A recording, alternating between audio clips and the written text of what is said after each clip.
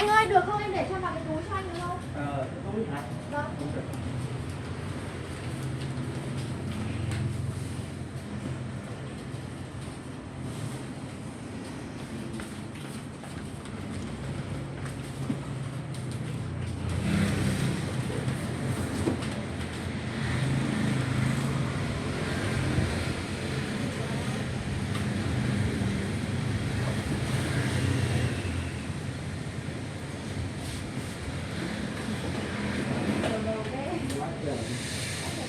Này rồi, đây chắc cái máng bên hông rồi, máng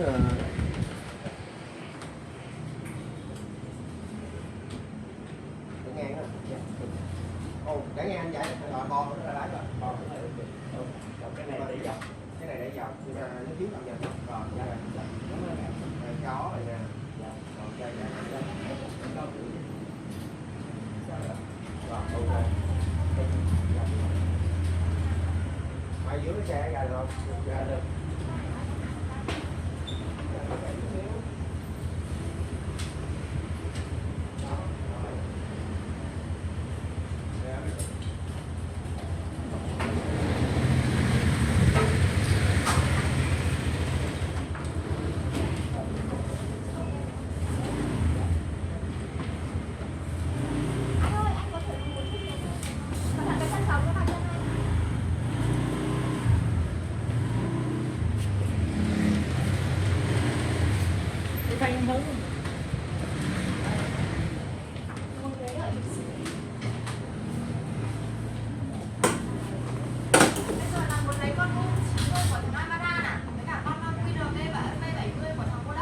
Đúng rồi. QRB 70 cô đốc bao nhiêu? Còn thêm nhiêu nữa? 90 luôn đi. 90 nhiêu?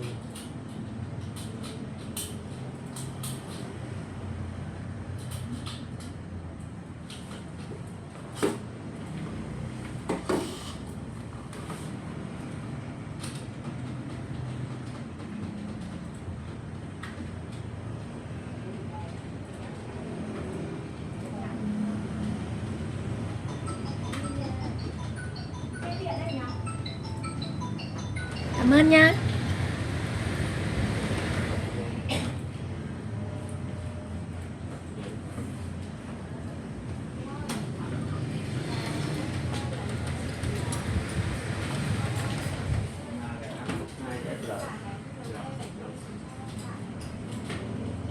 Bơi 90 luôn, cái 90 luôn. Con 90 thì hôm trước xem thì cả con 90 với cả cái con kia không hẳn sao đâu. Bây giờ muốn xem thì xem kích thước 90 với cả 70 phải làm gì mất con. Con 90 nó có căng nha, nó có căng luôn. Con 70 với con 90 nó cùng hãng mà, thì con cũng thế thôi. Có thể là lúc đấy 90 70. Cứ lấy đi, cứ lấy 70 với con 90 lai đâm coi đây thử.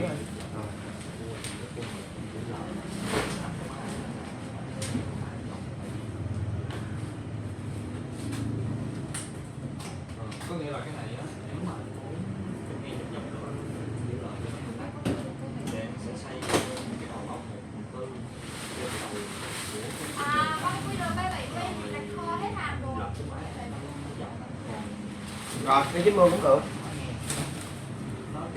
Tại vì sao có con Ama 60 chậm cũng được sao đó.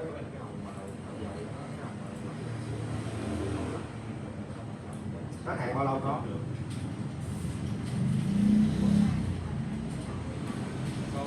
có thanh chữ là Tôi thấy là chắc 70 cũng sẽ rồi mình phải 90 luôn đi.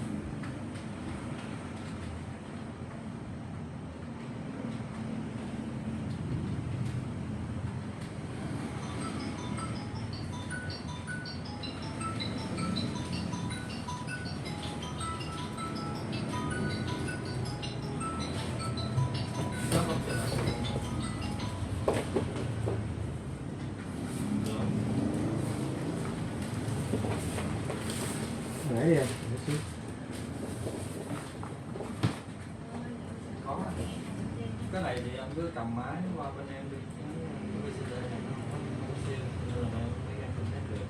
Thì cứ cầm máy qua rồi anh coi là cái đầu nó xoay được như mong muốn anh không, nếu không thì nó cũng không được.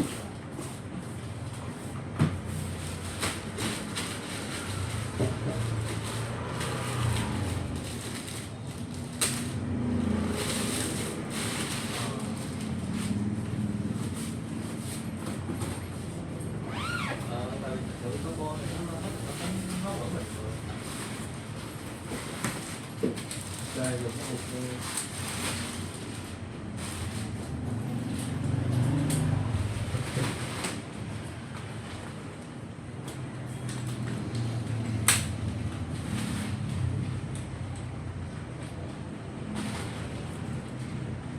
cái này nó cũng hơi lơ lơ.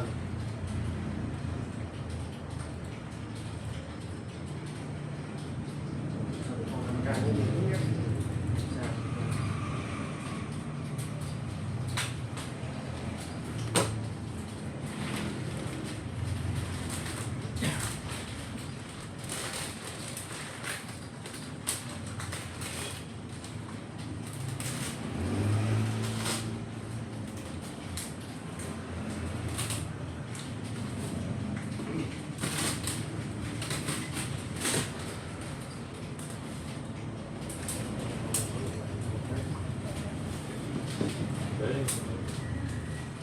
Rồi.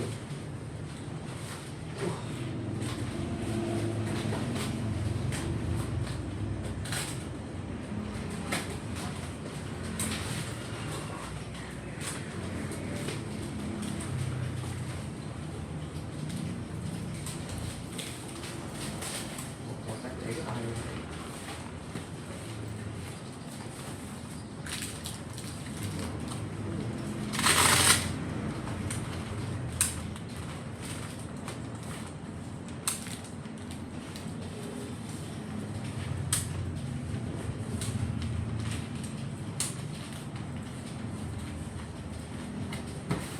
Cái này thì nó căng tròn hơn nè.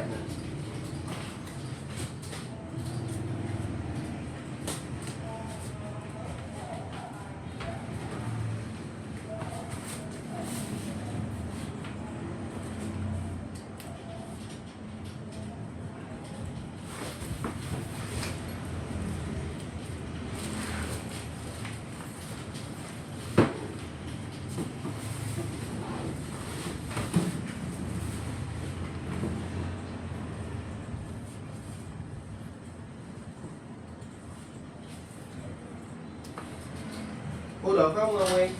Anh mang ăn á. Nó chỉ có băng keo thôi chứ nó không có siêu. Giống đợt trước cũng vậy á.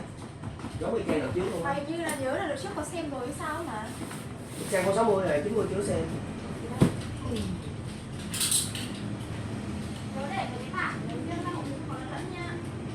Rồi ok để dưới.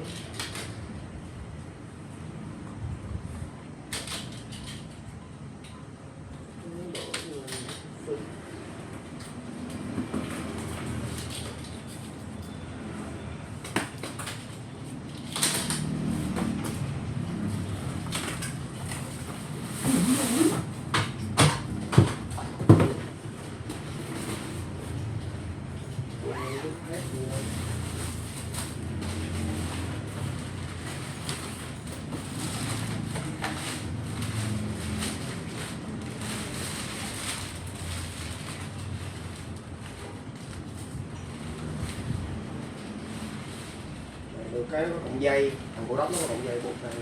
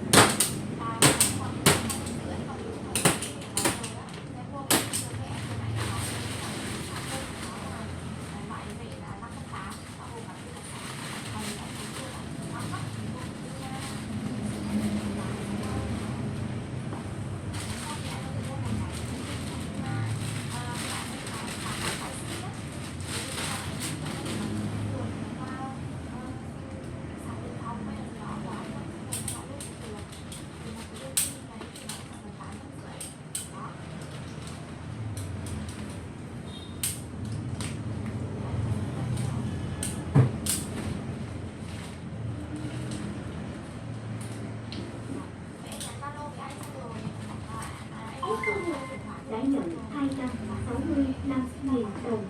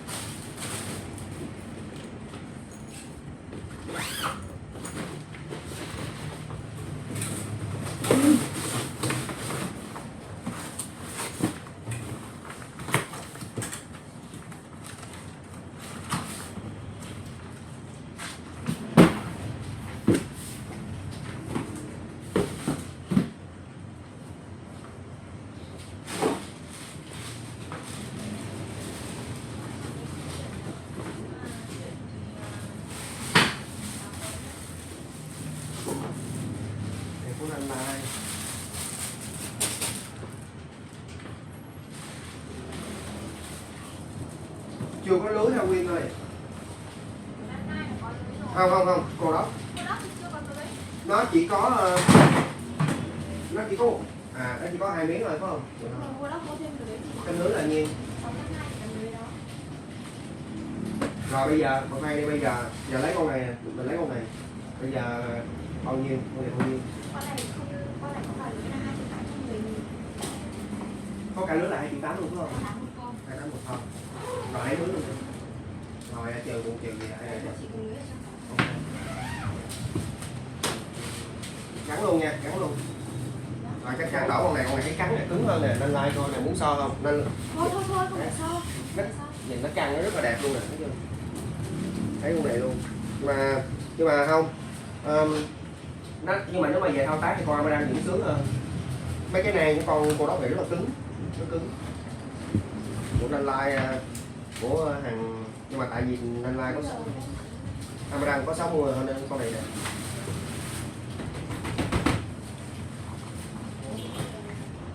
Rồi, dán luôn.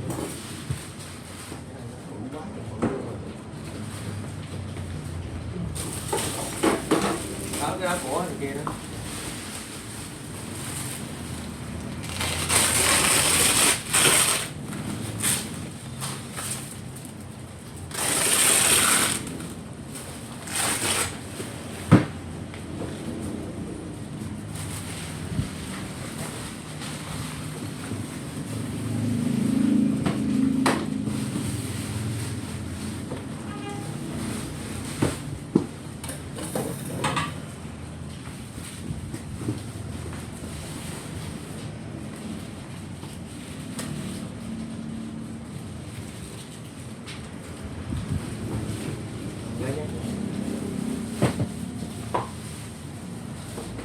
Thấy hài lòng rồi đó, bù đúng rồi, bù.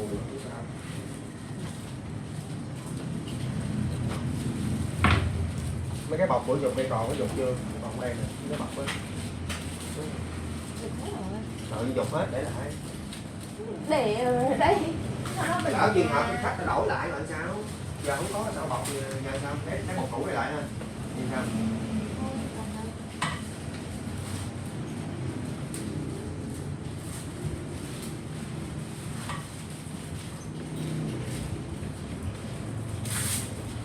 Lứa là 2,8 2,8.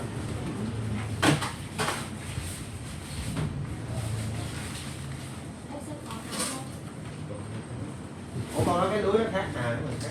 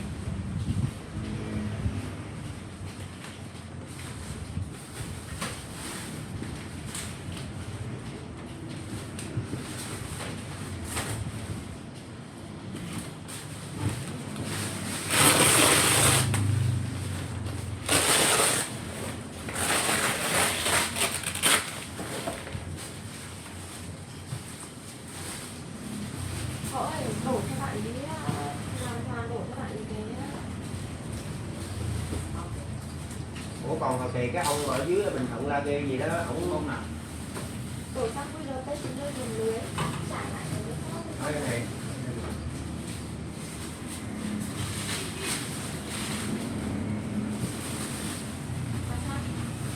Tôi chứ bữa cái ông mà xài con online ổng đem về rồi mất phí ship rồi ổng có bị mất tiền lại không?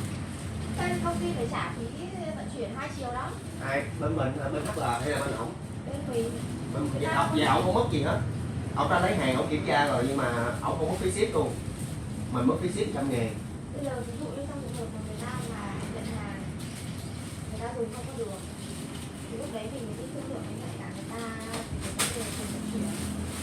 Chứ còn bây giờ người ta vẫn bán hàng mà thì phải chấp nhận cái việc mà hàng gửi đi xong người ta không nhận, có những đầy người ta đặt ảo gửi đến xong rồi người ta còn chửi cả shipper không nhận hàng thôi. Kỳ lắm. Đúng rồi, cái cách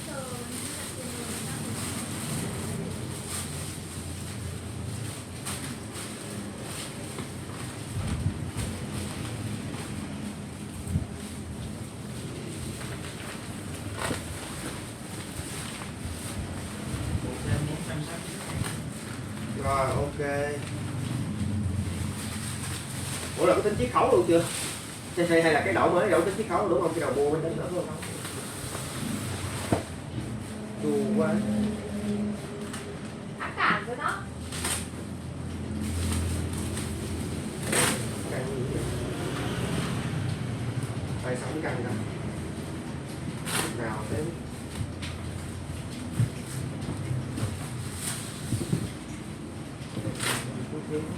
Dư.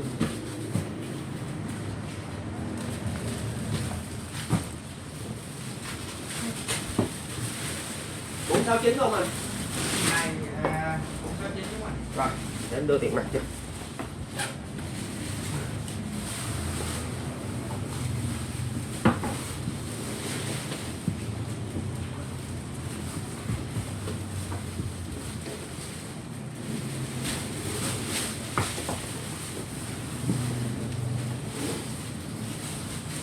Vậy là mình con cũ mình bị mất nhiêu nữa mà mình đổi lại là mất bao nhiêu? Mất 124.000. Vậy nếu mà vậy là con này là bù, nếu mà bù không tính mà mất phí là bù thêm 300 mấy phải không? Bù thêm Con này là con về download là 2.490 mấy nghìn đúng không? con này hả? Con này là 2.800 mấy chục. Là kèm rip. Đúng rồi. Còn không có rip là cũng 2.400.000 được không? Không có rip thì là 2.400 mấy chục đó, 490. À vậy nó rẻ hơn nhiều. Rip là 2.420 mà. Rip mắc dữ trời. Rip của Godox mà. 5 sợi là trùng.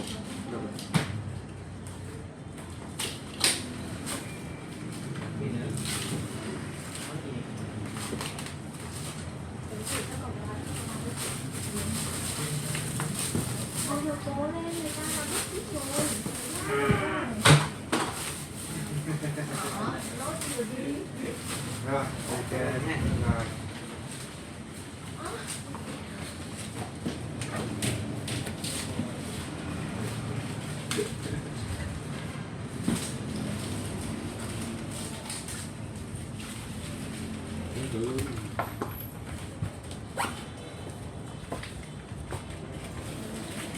Em gắn giùm anh luôn được không? Cứ gắn không? Rồi, cứ gắn nữa. Cho tập gắn như thế đấy. Trời ơi, hỏi ai? Đặt cái câu hỏi bạn đó. Đi, tập gắn, tập rồi đi.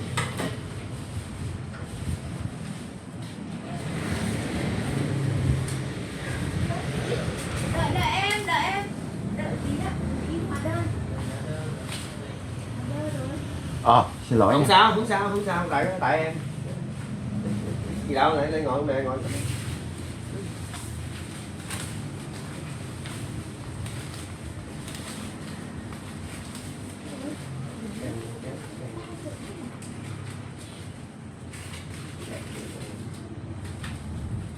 Được chưa?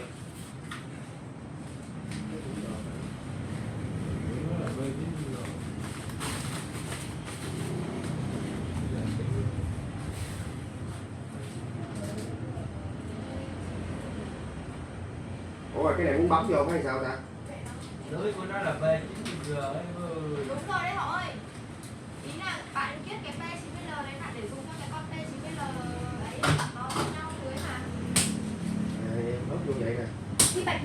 Đúng rồi. Dạ. 307. Ba ship bạn, ba mấy? Đấy, bạn đưa từ từ cơ mà. 26.000 à. Đưa tiền từ từ rồi. Con này thao tác đúng lâu luôn. Đưa đâu các bạn này?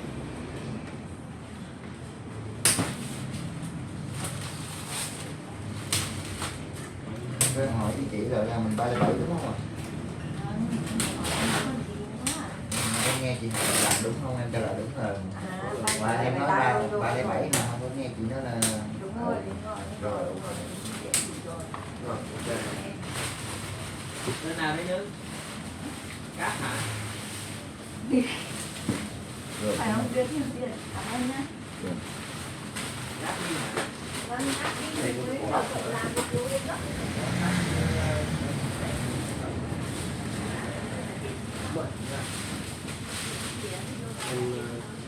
Cái nào? Cô đó phải đá dở một cái này, nó không có cái đầu băng nha. Cái nào?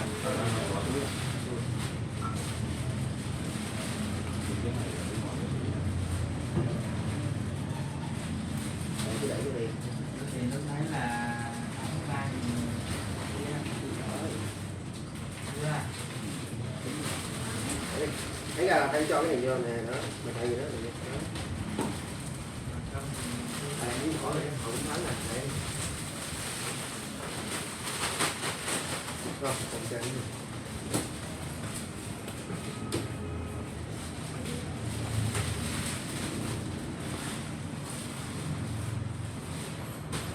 Cô đốc này nó dở hay nó không làm cho người ta cái dây người ta buộc vô các bả bao luôn.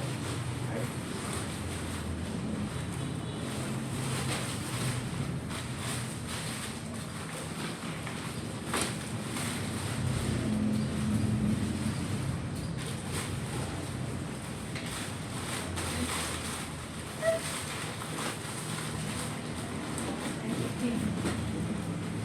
Đốc này không làm cho ta còn dây giống như Amaran á, để ta buộc lại. Đánh như nào? Đúng là Amaran chất lượng ngon, ý là nó không làm buộc để giữ cái này cho người ta mình dễ vô. Có mà.